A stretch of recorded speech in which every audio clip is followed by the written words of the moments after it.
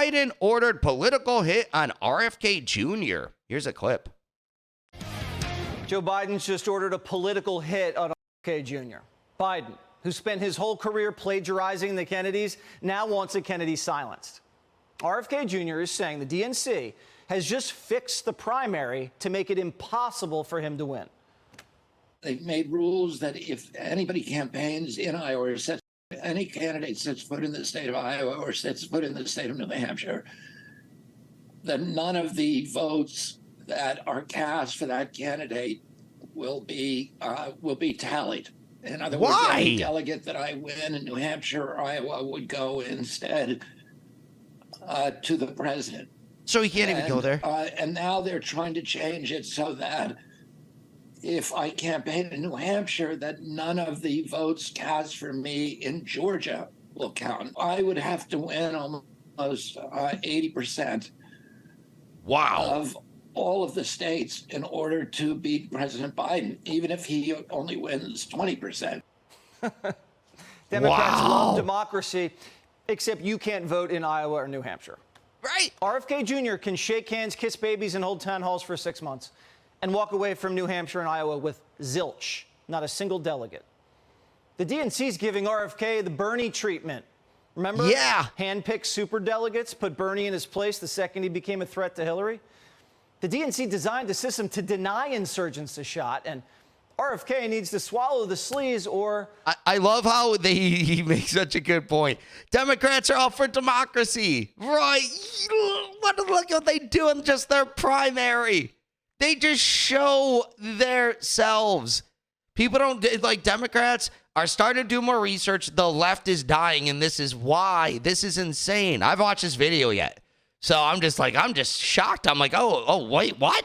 This is insanity. The party is going to bankrupt them. There's some really wild things that they're now considering, including forcing me to actually pay for the primaries. And their logic is that they don't need a primary because they already have a candidate.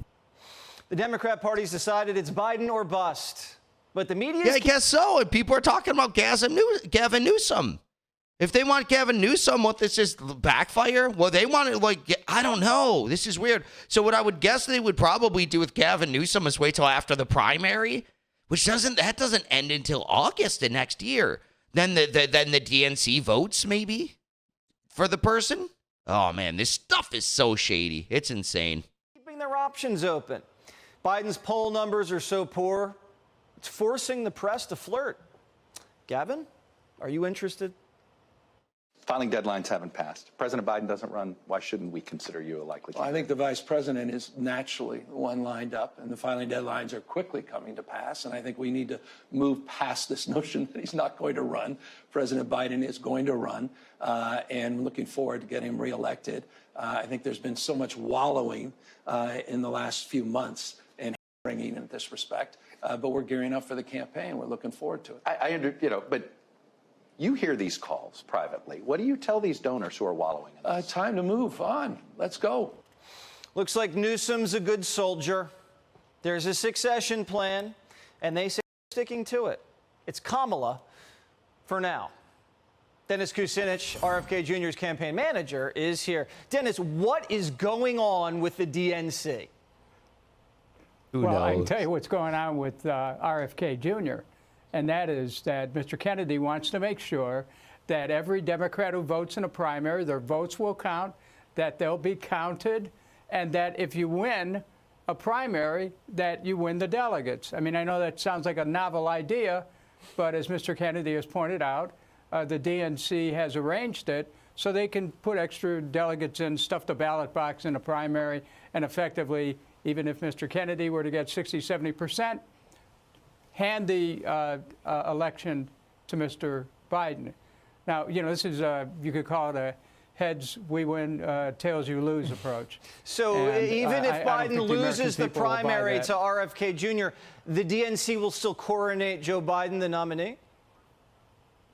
Well, the structure is set up to do that. And one so must understand dumb. that. What's the point? What, Mr. Kennedy has been pointing out.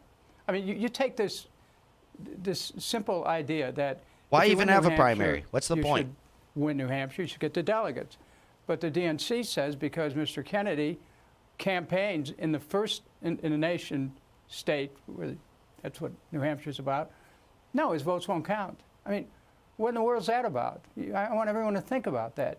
You can win, and then they don't let your votes count.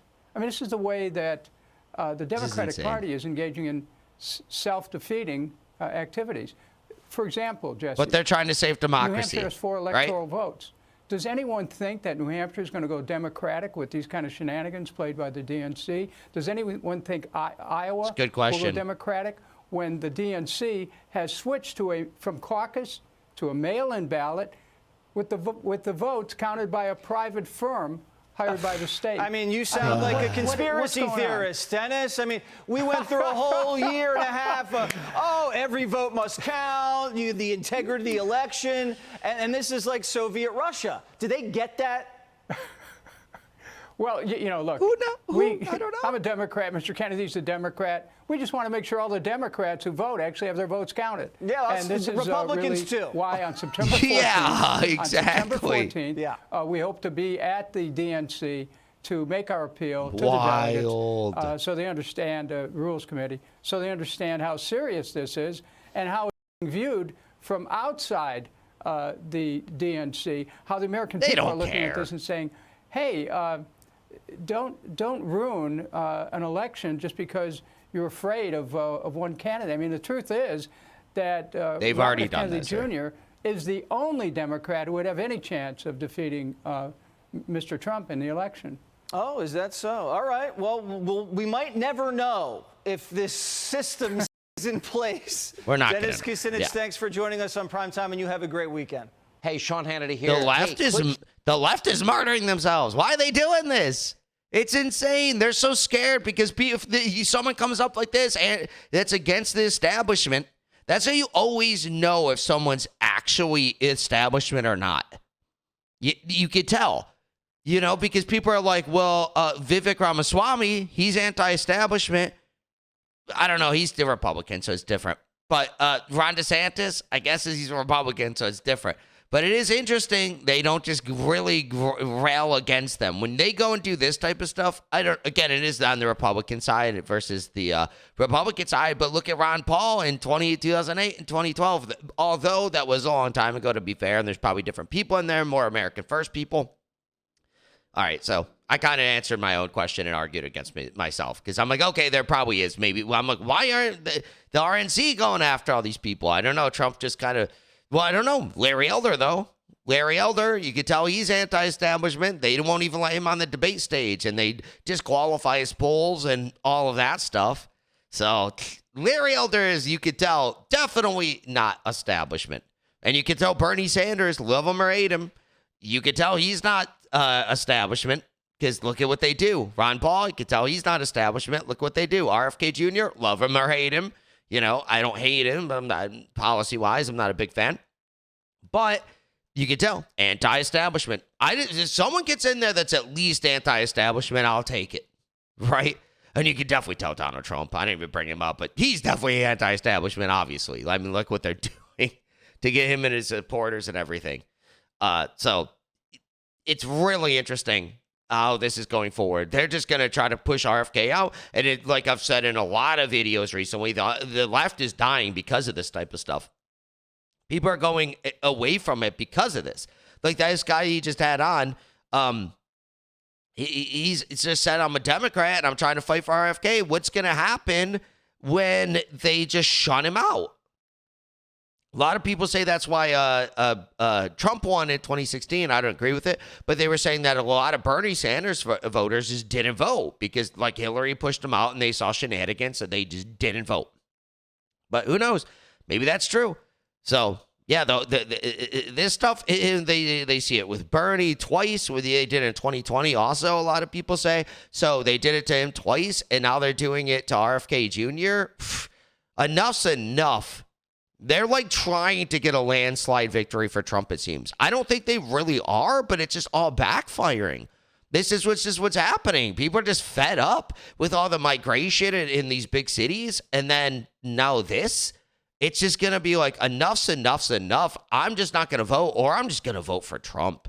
Even if I don't like him or his policies, at least they'll get rid of this stuff. They're not going to go after my lawyer for giving me legal advice, for instance. People are just going to be like, enough's enough. I'm sick of this. I'm done with it. Even if I don't like the guy. Like if RFK Jr. Was the nominee, for example, and this is what they're doing to him, and he somehow landed it. And then if it was him versus like Mike Pence, I'll just take RFK Jr. because at least I know he's anti-establishment. He'll go against the establishment, even though I don't agree with him like on most political things. I'm still like, well, you could tell he's anti-establishment, so I'd go with him over like a Mike Pence, who you know is establishment, even if I don't agree with him. And I think a lot of people on the left might start thinking that. I don't agree with him policy-wise, but he's going to get rid of the deep state most likely. He's going to make sure I keep my attorney-client privilege. He's going to go and make a precedent for if you go after people like this, like Fani Willis did, he's going to prosecute them. That's better for the country. Even if I want higher taxes or want UBI, people might start thinking, well, that's the way to get the person that's actually going to do it, because at least the precedent will be set where there's fair elections. And if we really do want to grassroots something, we can do it. And they're not just going to cheat people. So I think it's just every step of the way, they're making missteps. They're trying way too hard. They're panicking. They're way too scared. Like I said the other day, when someone panics and they're drowning, it just leads to catastrophe. Someone will try to save you. They start pushing them down. They start holding, oh, no. They don't just say, okay, just rest and just, okay, thank you for saving me and go to shore. No, they'll push everyone else down. They're pushing everything down. And then it just leads to catastrophe. So it seems like that's what they're doing. They're panicking so hard that it's just going to lead to catastrophe. But, just let it play out. Like I always tell people, just be calm. Try to convince people if you're a Trump supporter or believe in anything that I'm saying. Try to share this with people or talk to them about this same type of issue, right? And slowly convince them. Don't get mad. Don't get wild, because we're winning no matter what. I want to say no matter what, but we're trending upwards no matter what. I should put it that way. And if we just stay calm and then these guys just keep doing this stuff to themselves, they're drowning themselves, pushing everyone else under that's trying to help them. Well, maybe that'll end up being a good thing. If you like this video, be sure to subscribe for daily news updates, smash that like button, share this video with your friends, and share your thoughts on the story in the comments below. I'll catch you in the next one. Peace out.